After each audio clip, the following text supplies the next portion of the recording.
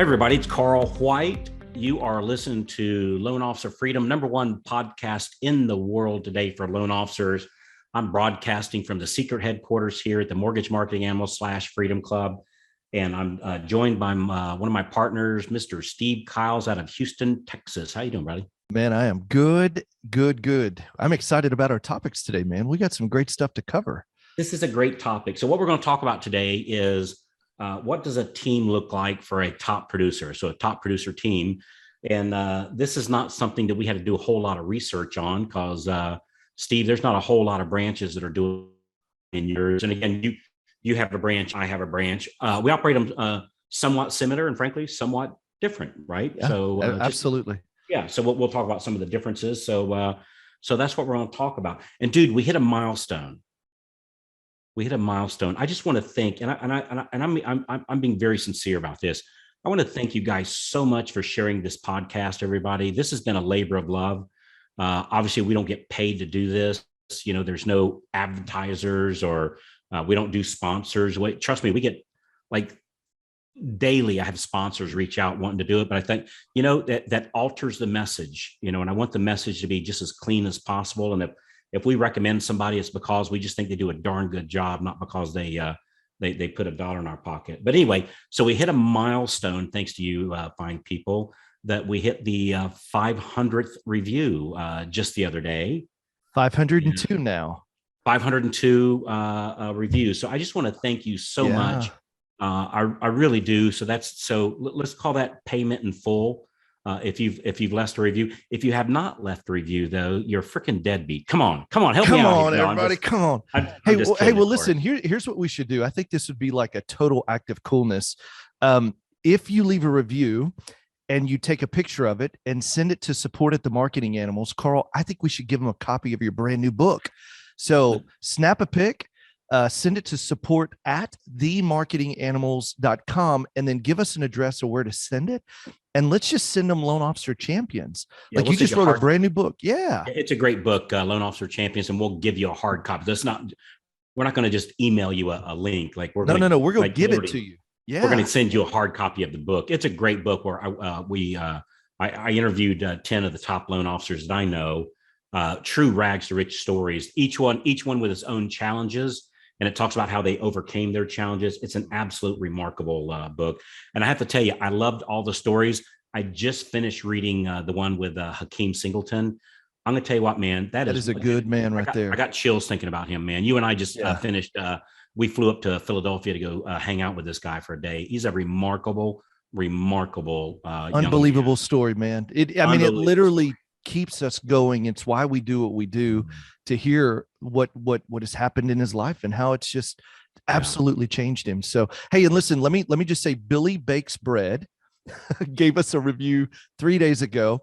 And here's what Billy Bakes Bread said: literally changed my life, ! I was introduced to the podcast and the Mortgage Marketing Animals by my branch manager, and I'm so thankful that she did. It didn't take many episodes for me to reach out and to take a free strategy call. I've been with MMA. I'm a member now and excited to hear Carl's podcast every single week. I listen to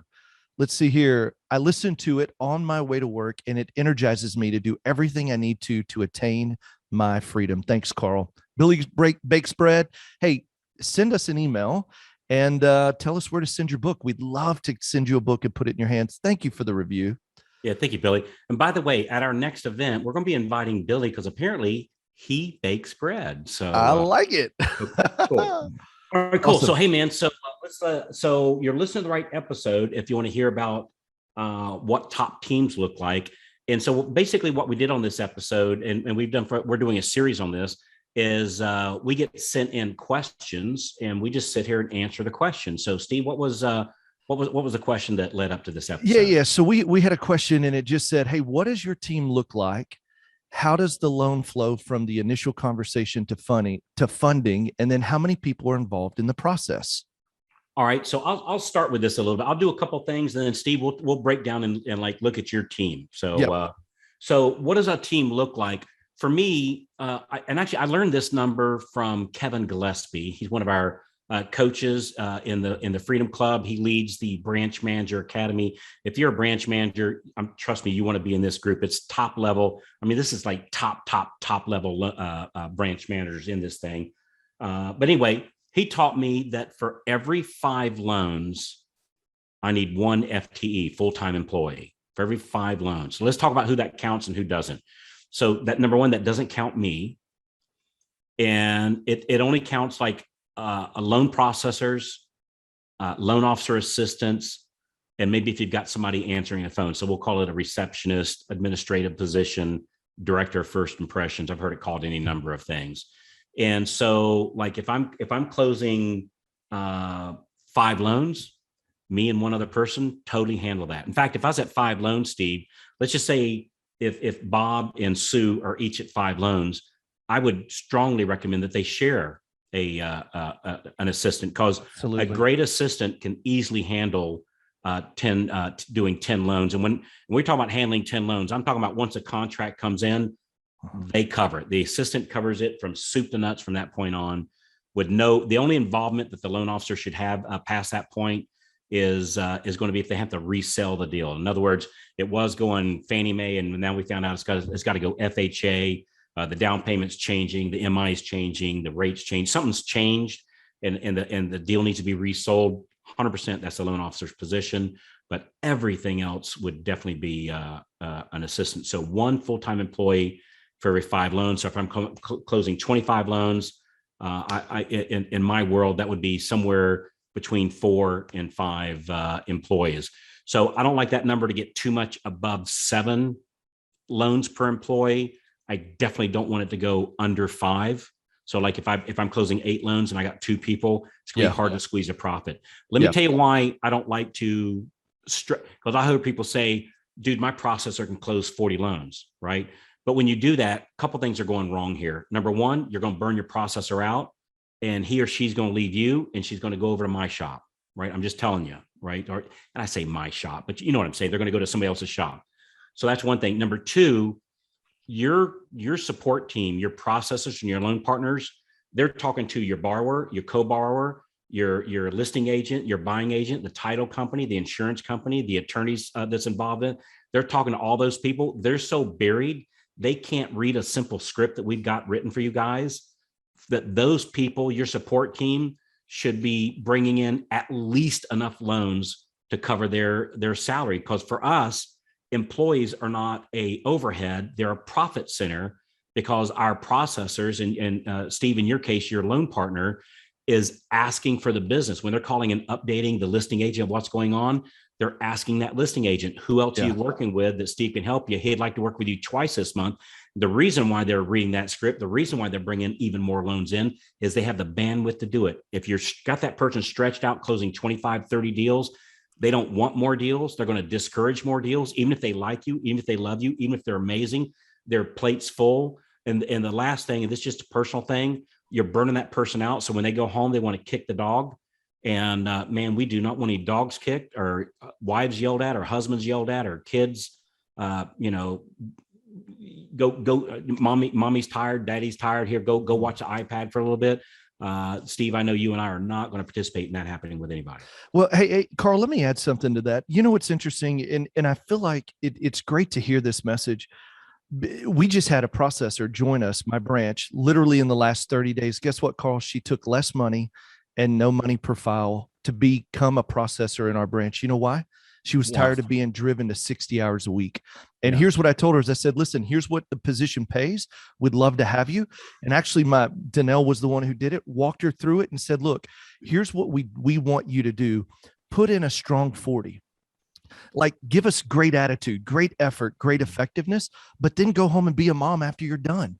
And it was amazing because a great processor is not necessarily looking for more money or to drive or beat their head up against a wall. The great processors, they want to work hard, and then they want to engage with their families. And you know what's interesting is, an originator, I can remember for me personally, there was something I had to learn. Like, Carl, I used to think they would drive like I would. They won't drive like we will. They can't drive like we will. Like, we're loan officers, And we're the ones making the kind of money we're making because we drive. Well, then we get in drive mode with our team. And Carl, we think, hey, I expect you to drive. If I'm pushing, you're pushing. If I'm running, you're running. And that's the worst thing we can do to our team, who in all reality are high S's and high C's. And, they're not high D's, and they're not driven by that. They're driven by quality of life. They're driven by purpose. They're driven by, I want to make a difference and be in a culture and community. It's not toxic. You're onto something there. Cause you know what else it is, man? It's like, nobody's going to care for your baby like you will. Yes. So even the great, so like Steve, my family and your family, dude, we're like uncles and aunts, to the kids, right? I mean, yes. That's like, yeah, 100%. We're very close. So, and I love your kids, man. And I would literally, and I would literally take a bullet in the chest for one of your kids. I would. I mean, I literally would, right? But I wouldn't fight as hard in a fight as you would for your own kids. You know what I'm saying? So good. And I'd literally take a bullet for your kids, man. I would. And I'm being dead serious about this. Yeah. But if we got in a fight over some bad guys, you'd fight a little bit harder because it's your kids. Yeah. I'd give it my best shot, my man, but it's your kids. And so, and that might be kind of a weird example, but understand that our processors and our loan partners, they won't fight for our company like we will. And that's okay, because it's not their baby. Now they care. Like, I'm thinking about the people on my team, dude, they're absolutely phenomenal. Fiercely loyal is the word I just thought. Fiercely loyal. Fiercely loyal. However, it's not their baby, right? You just did. You know why they're fiercely loyal, Carl? You fight for them. Oh no! You fight for them, and I think that I was the worst with this. Is that it was like, you're going to drive. Well, whenever I begin to turn it around because of people like you, I begin to watch. Man, he's fiercely loyal about their quality of life. Carl's fiercely loyal about them achieving their freedom within his organization. And what happened was, in being fiercely loyal for them, they're fiercely loyal for you, because they're both like, man, we're both winning. And it was only when you turn the script around, it's not like, I'm not driving you, I'm fighting for you. And now we're moving the needle together because we're both going towards goals. I mean, it's amazing. Yeah. So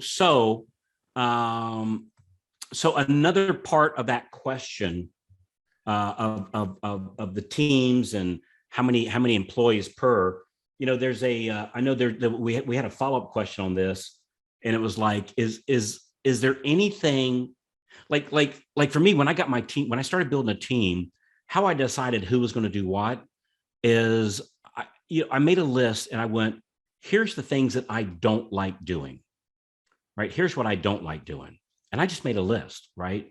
And there was no, yeah, but I should like this, or yeah, but that's my job, I have to do that. Like, I took all that, 'cause that's all crap, right? That's all crap, right? There is no law about who does what of anything. Like, it's your story. You write the story how you want it. The great thing about doing all this stuff is you're the director, you're the actor, you get to choose who the supporting actors are. I'm honored to be a part of your, Steve, and frankly, all those that's listening this day, I'm honored to be a supporting actor in your story here. And but it's your story, and you can write in whoever you want and whatever you want, and you can write in whatever activity you want to do. And there is no should or shouldn't or anything. I mean, there's ethical and moral. I'm not talking about that, but we're talking about, like, what do I need to do as a loan officer, or what do I need to do as a branch manager, or whatever that position is. It's whatever I say, that's what I'm going to do. And then I look for supporting actors that agree with me on that, on my definition. So I wrote down a list of all the things that I didn't like to do. And it was a long list. Right? It was a pretty long list. Come to find out, there's only a small handful of stuff that I did like doing, but I like doing that stuff. And so what my team looked like is, I made a list of the things that I liked, that I didn't like first, because I found that easier to come up with a list of. And I went, all right, I need to find somebody that does these things, whatever they are for you as you're listening to this today. And what did my ad look like? Well, I said, I'm looking for somebody to, yep. And then here's thing 1 I don't like. Here's thing 2 I don't like. Here's thing 3 I don't like. Here's thing 4 I don't like. I don't have to do any of it. Yeah. And you go, well, wait, you got to do some things you have to do as a loan, as a loan officer. And I'm going to tell you right now, no, there is absolutely nothing. Now I'm not saying that I'm closing 2 loans a month, so I've got this supporting team of 10 people. I'm not saying that, because that violates the 1 employee per every 5 loans.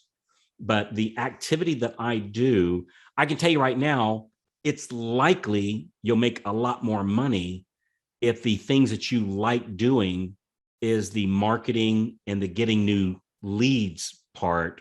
Yeah. Because whoever develops the leads, that's the person that makes all the money. So the French fry guy at McDonald's makes minimum wage or somewhere, close to it, right? The person that makes that, the person that attracts that customer to pull up to the drive-through to begin with, that's the one that makes all the money, right? That's the marketing team. The marketing team is the one that made them pull up to the drive-through. Hey, so listen on that. I have a couple thoughts. So with one of the things that's interesting, and this is a principle that we really coach our members with and help, it goes to this. In the beginning, guess who does everything, Carl? You do. I do. But the very first thing we do real quickly is we find the next person. So it doesn't matter if you're doing 2 units a month, 4 units a month, 6 units a month. If you've got to share help until you can get to the point where, I love this, when we make money, we put a few dollars in our pocket, a few dollars in our business. So you're wanting to hire quickly so that you can get even more of the things you don't like to do off your plate. And you can stay focused in the A activity that brings in even more of the business. And so I think it's a combination. Like in the beginning, yes, it sucks. In the beginning, man, I remember my first 2 years, I wish I would have known what I know now. It would have been much faster. But you got to push to hurry and get your first bit of help.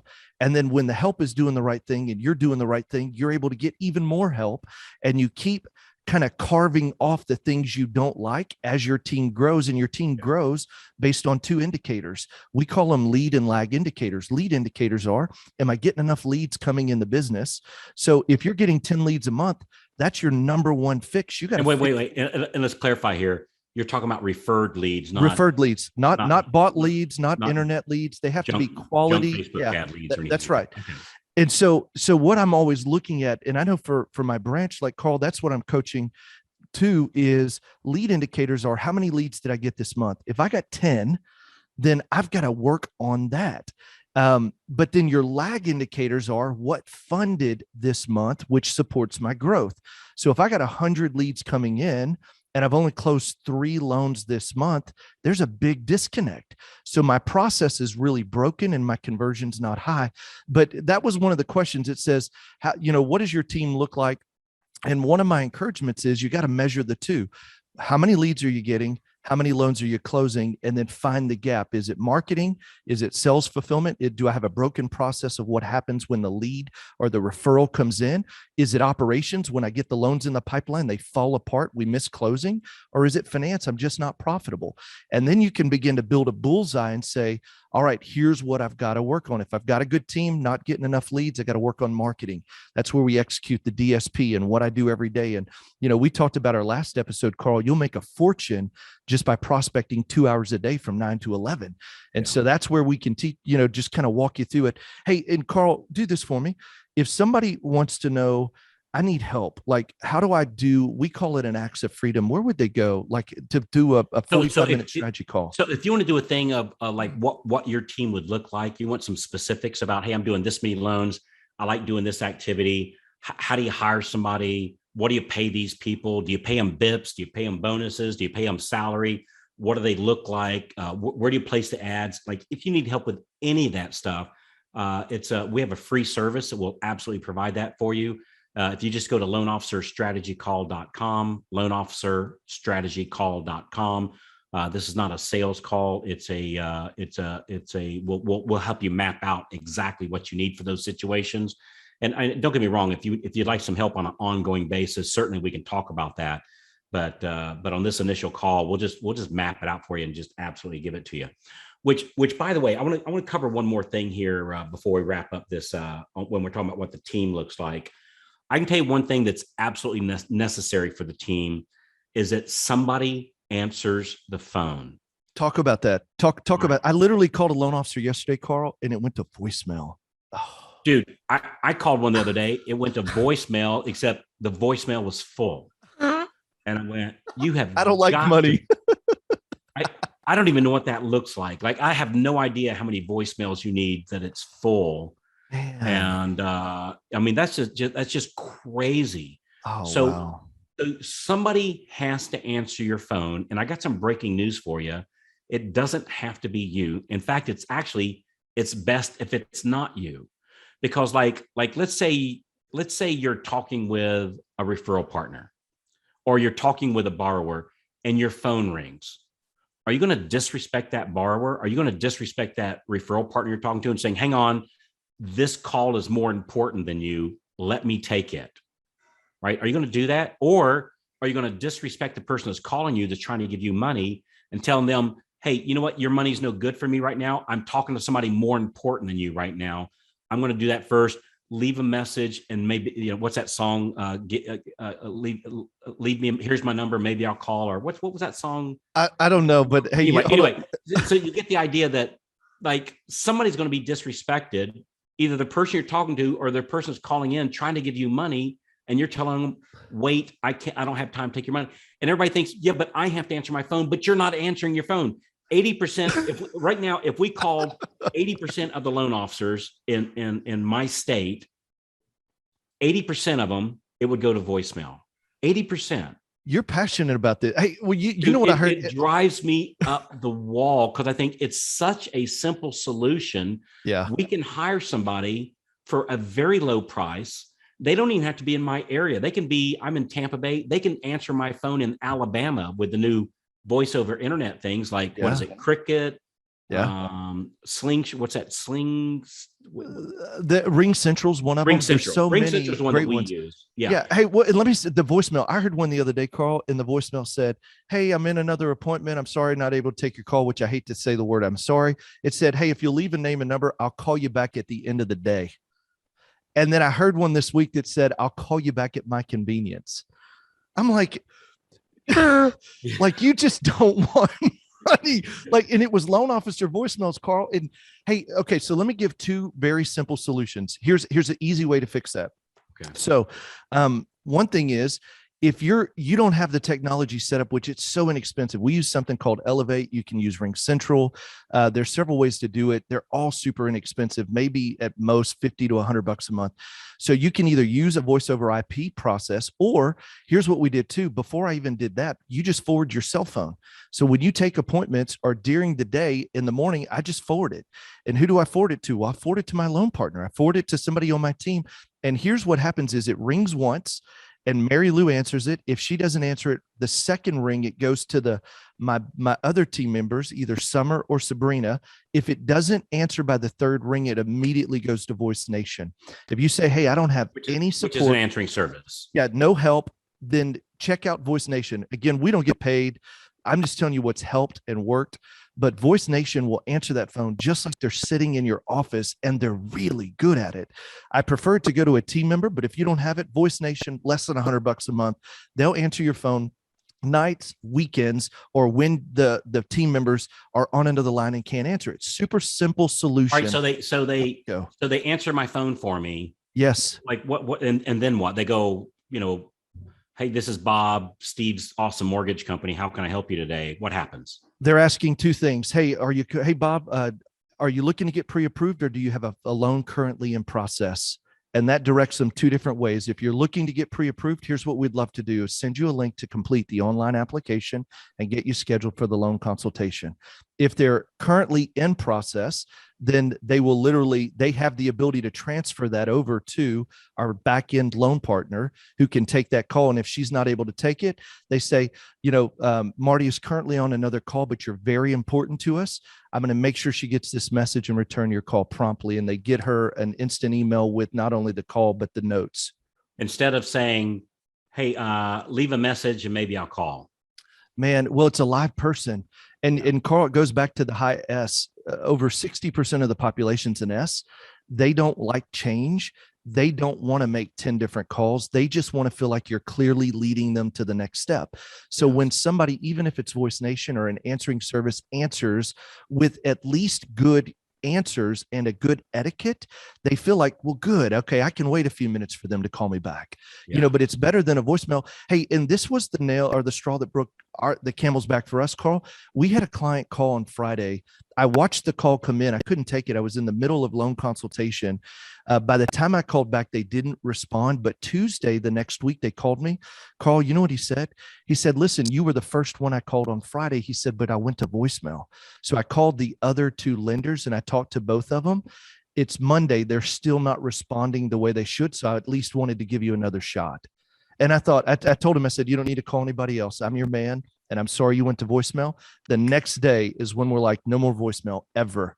And that was just a change, because Carl, how many people are we losing in our business simply because it says, I'll call you back at 6 p.m. this afternoon. Well, you're not the client. They are. How about let somebody answer it? Give them a real answer, a solution. We have made it about us, and it's not about us, but I think it's little things like that cause us to lose low hanging fruit.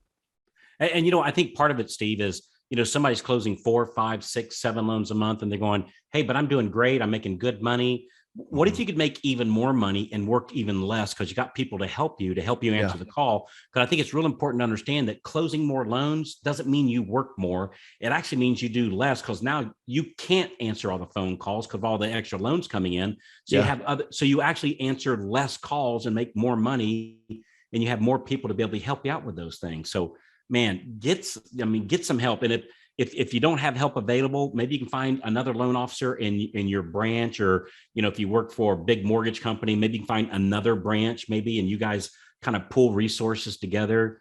That's there's just so many alternatives and different ways of doing this.